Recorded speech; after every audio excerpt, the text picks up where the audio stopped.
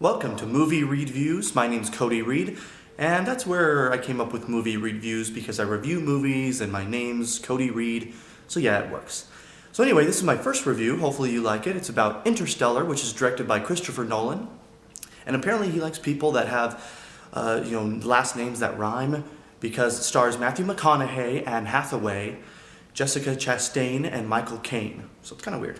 So anyways, Interstellar is a movie about the world is dying. It's in the near future. We don't really know when, but it's sometime in the near future. They do have some updated technology, and the world's dying. There's not many crops left. They're running out of food. Mostly it's corn left. And so they're forced to go out into the world and find other planets. And so that's where you come up with the name Interstellar. It has to do with interstellar travel. It apparently has to do with going through a wormhole that happens near Saturn. Some kind of wormhole appears which would lead them, as they go through it, into a whole other bunch of other galaxies and worlds over there. So Matthew McConaughey leads this group of astronauts to go through this wormhole that heads over into these few planets. So they have to pick from 3 different planets to choose from, basically, and the story goes from there. I can't really reveal too much because it does involve quite a bit of spoilers because it's a Christopher Nolan movie. But suffice it to say, it is very good. It is, pardon the pun, out of this world. The effects are visually stunning.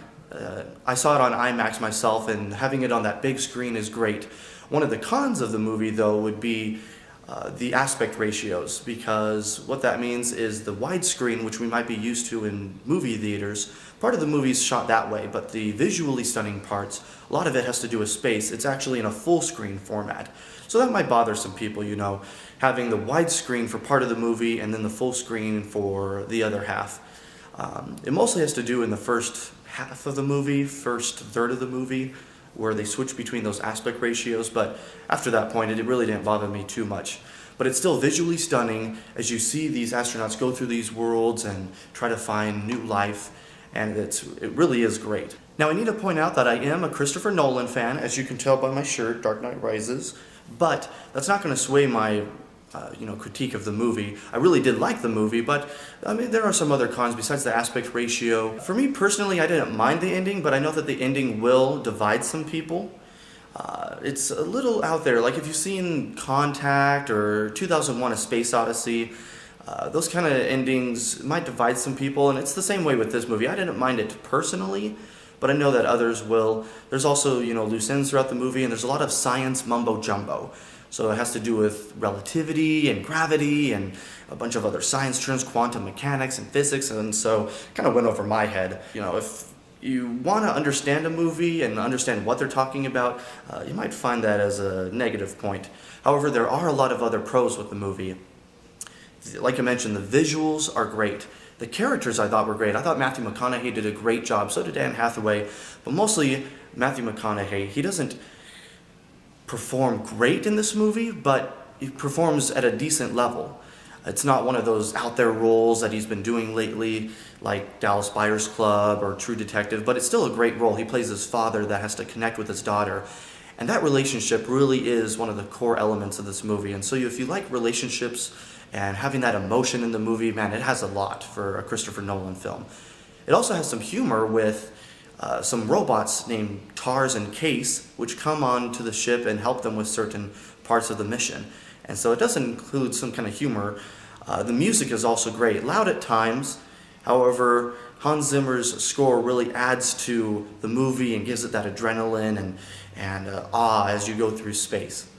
This leads me to the last part of my review, where I'll include a short segment called On the Fence. It basically will give you a few points to decide whether you should go see this movie or not. So if you are on the fence, you should go see this movie if you love Christopher Nolan films. It has that emotion, it deals with these big ideas and big themes, and it really is a great sci-fi movie. I really enjoyed it. I love sci-fi movies. So you should go see it if you love those things, and if you don't really care about that science mumbo-jumbo. However, don't go see the movie if you have a small bladder, because it is 2 hours and 45 minutes, even though it really didn't feel like it, but it is that amount of time. It did feel a little bit shorter to me. And if you don't really care for sci-fi, other than that, I really think you should go see this movie, especially in IMAX or one of the first weekend showings where it usually plays on a large screen in a large theater. You really want to get that experience of this movie with the music and the sound and the visuals. I'm going to compromise and go 4 out of 5 stars. I feel like I would go personally a little higher than that as a casual viewer. However, I know others will maybe have some opinions on the ending, so they might go a little lower than that. So I'm going to compromise 4 out of 5 stars. Great movie from Christopher Nolan. Believe me, this is one of the movies that people are going to go see. So you'll want to go out there and find a theater and watch this movie. I'm definitely going to go see it again, but it'll definitely start some conversations with people, which I feel is the best thing. Speaking of which, if you have seen the movie, feel free to leave a comment below and we can talk about it a little more. If you do have some questions, however, feel free to email me at moviereedviews@gmail.com. And we might do a movie talk segment where we can talk about different movies and maybe even do a spoiler review, but that's beside the point. Also, feel free to like this video if you did like it, and subscribe please. I'm going to have some other videos coming up, including Big Hero 6 and maybe some other ones coming shortly, so that way you can follow all the different movie reviews that I put out. And lastly, make sure to follow me at Facebook and Twitter at Movie Reedviews. Thanks so much for watching, and happy viewing.